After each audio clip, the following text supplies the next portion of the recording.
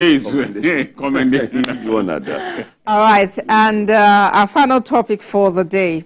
As the old adage says, agriculture is the backbone of civilization. And governors in the Southwest have come to the realization that food production is essential to national development.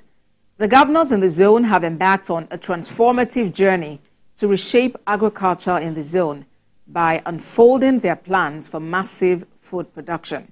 The governors have also concluded plans to revive moribund dams in the region for irrigation. This is in response to President Bola Tinubu's call to state governors to boost food production. The state commissioners for agriculture are to develop the agreed template during their meeting in Dotun. The issue of food security is back on the front burner. I don't think it ever left, really, because the reality is staring us right in the face, and we're all just looking for a way out. And these governors seem to be, taking the bull by the horn. Well, we've always seen, or we've always known, that countries that succeed in tackling hunger, they always live above board, because the first basic needs of man, when we go back to the hierarchy of needs, it happens to be very crucial. That. So if we are hungry, then we are likely to be angry. Yeah. And from being angry, something close to what happened in Kenya some days back can also happen in Nigeria. And that's, some days back, we spoke about the costs. In fact, it's good. The TV is bringing image of tomatoes. About people who are buying 4 pieces for 2,000 naira. Something that you can go with your 2,000 naira and buy a basket of tomatoes, a basket of this, and all for 2,000 and still get home in 1 piece. That's what is happening to us. We had a conversation somewhere, and some people said, why is the Southwest always waiting for tomatoes from the North? And one of the things that came up was that the species that can grow in the Southwest is not as good as the ones you have in the North. And I said, for me, I want to disagree.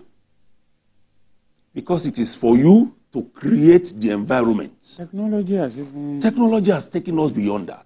There was, luckily for us, if we remember the history of International Institute of Tropical Agriculture, yes. It was first in the Southwest before it went elsewhere. In Ibadan. Before they went and established elsewhere in the country. They've given us good seeds that you can plant anywhere. They brought the seeds for the biggest yam we can find. Yeah. Which they said now you find in the Benue, Enugu axis, which, especially in Benue, which is now troubled by crisis. Gunmen everywhere. People can't go to the farm. So for the Southwest, it's kudos to the governors. At least now they are talking about it. Now they know that there is a problem. Now they know that agriculture can help us out. In talking about it, they have to be firm. When the candidate of the Labour Congress said some days back that governors should work together, he was talking to those in the Southeast. But I am saying it that all the governors in all the regions need to work together. Yeah. Because without working together, you can't achieve as much as you want to. For instance, I knew there was a time in Lagos State, the Lagos State government wanted land for agri. It went as far as Ogwanondo to go and get land because there wasn't here. That is part of the working together, because you need to collaborate, explore all options, pull resources together. Because when you have yours, I have mine, if we put it together, it becomes better. Yeah. And that is the power of synergy. Before going into the things that they need to do, at least that's the first step. Work together. They've always had a platform to do business. Yeah. The Odua Group. Somehow, you found that everybody just went their own way. in different directions. They were pulling. Odua Group did a lot. All the industrial clusters that we have. In Ikeja, Ogba, and the rest of them. Ogun State is even there. It's there in Oyo State too. Yes. It's there in a lot of states. It was The Odua Group that spearheaded it. They have this already. And the good news is, even if Lagos was not part of it before, now it is. So it means all the 6 southwest states are in Odua Group. Can they make it stronger, better, to drive this? They say government shouldn't do business, but government can give a template. It can pull out the funds, even if it means bringing in people from the private sector. Let's do something. We have a lot of arable land in the southwest. We see it. We see people who do the small things. I've been to Fashola farms in Oyo, for instance.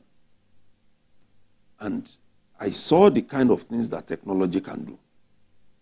Where they had cages for yam, for potato, everything growing there, and well too. Well supervised, under hygienic conditions. You can't. And then you have all manner of live feeds, livestock, yeah, that you can talk about. When you look at the cows there, you'll be amazed. Yeah. Very different from the ones that they push around town, destroying people's farms. So it's a good one. All right, and in this, security should not be an issue because the military has spoken about ensuring security for farmers, when they go about their businesses. What we are doing is we are not reinventing the wheel. The wheel is already there. All you just need is to follow it. The Southwest governors, what they need to do now is they should go back into the archive. Yeah. There is that template that the Western region had. We have farm clusters around the country, around the Southwest region. They look at, okay, this is what can grow in this area. They concentrate on it. For instance, in Ogbomoso, they concentrated on cashew nuts.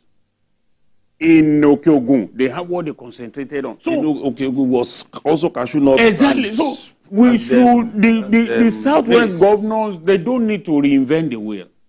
And I believe all of them, almost all of, or in fact, all of them must have gone to Israel before. Israel is largely a desert.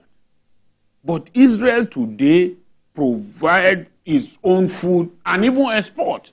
So if we have a vast area of land in the Southwest, the same thing in the North, everywhere. In fact, the beauty about Nigeria is that there's hardly any part of Nigeria that cannot grow a particular thing. So all we need to do is let all the governors, well, the Southwest governors are coming together, yes. The Northwest governors, the Southeast governors, all of them should think again. Look, we have neglected agriculture for so long. Why are we neglecting it? What do we need to recapture this agri and make sure? The Yoruba will tell you that they baby that if you are already able to feed a man, you've already solved half of his problem. You've taken away his poverty. Exactly. So what we need to do now is we don't want a situation where it is only mouth. They just talk about it to catch sand bites, exactly, sand bite and all that. We must see them do it. There are very arable land all over the country. The governors must look inward. Why is it that they do all these? Okay, now you say you want to build an airport. You take over farmland. You build an airport. The airport is not viable. Those who are farming on it, you have dispossessed them of the land. So what is the airport for? So we must look back now. even when you want to build an airport, what do you want? There must be road to the airport, and there must be something that they want to sell in the airport. In Kenya, Kenya exports flour to UK on a daily basis. They fly flowers to the UK on a daily basis. So why can't we also think of what we can do? What yam, potato, tomatoes and all that. And as he said, yes, you know, the problem we also had is that our women, they used to complain that the tomato grown in this part of the country is too watery and it gets sour, all this. But if you and look that. at it, you can tell the difference when you look at it. But now, when you don't even, when you don't have the one that you say is good, if you have that one making now, use of that one now. So we need to go back. And as he has said, why is IITA there? All these things are there because they made, technology has made this thing so easy. I mean, even in this studio, you can grow things if you want to. So perhaps so why do we you have people who have vast area of land in their compound, they just allow it to, every month they pay some people to come and rake it off. You know, maybe it then also goes back to individuals, you know, taking ownership of this. And what do I mean? You spoke about compounds. Yes. In Lagos, how do you find compounds that have, you know, ground where stuff can grow? Because it's either tiled or... Yeah, but even with the tiled ones, with the tiled ones, you can plant. In bags, you know, pots. Bags. If you yams are being planted in bags now. Yams are being potatoes can be planted in, tomatoes. Our schools also need to get back to that point where they have farms. Schools, and in fact, cultivate. You've touched on a very, very good point that we need to emphasize on. When we were in secondary school, we had farms. The school was running a farm, and every student had a portion. So I think we have to go back to that. It doesn't matter. Even in Lagos here, there is no... I go to school compound and I say that, okay, the government is not able to tar or floor all this compound. Why is it that some portion of it cannot be turned into farmland? We must begin to think on our feet, because we are in a crisis period. And the crisis is that even when they produce the food from the north or wherever, to transport it to this place is also another issue. Yes. So everybody must think that what is it that I can grow, or what is it that the government is must think what is it. Lagos used to have an arrangement with KB State, Lagos Rice and all those, the Lake Rice, yes. What has happened to it?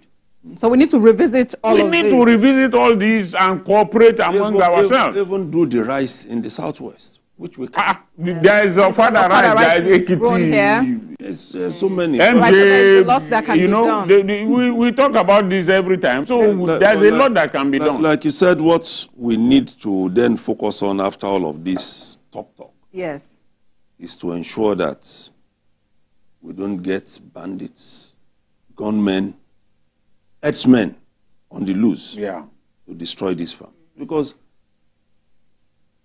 going out these days is even a problem with kidnapping. So we have to work on our security. A lot of people want to go back to the farm. There was a day I drove off the road along the Shagam, Ijebu, Shagam, Abeokuta. We went off the road.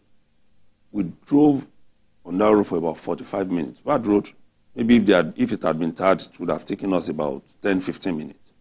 But what I saw in terms of small olive farmers on the left and right speaks a lot. But there is only so much they can do. So much they can do. The same thing along, when you move from Moniya and you start going towards saying you go to, along those, so see a lot. There's a way we all need to come together. Security must ensure that there's a colleague of ours who had well, I would say hard, because he has abandoned it now. Who had a farm. Okay, so we'll revisit that. We'll encourage him to get back to it. Gentlemen, it's been a pleasure having you here. Olayinka Igbile, thank you so much for your time and your very rich contributions. Thank you. And Dr. Oladipo, thank you so much for being here. Your time on your very so much for laudable contributions as well. Thank you. All right, that's it on Journalists Hangout today. Join us tomorrow for another episode of the program. You can watch the repeat broadcast of this episode tonight at 11. Join us on Sunday from 1:30 to 3:30 p.m. for Journalists Hangout on Sunday. We're on YouTube at youtube.com/TVC News Nigeria. I'm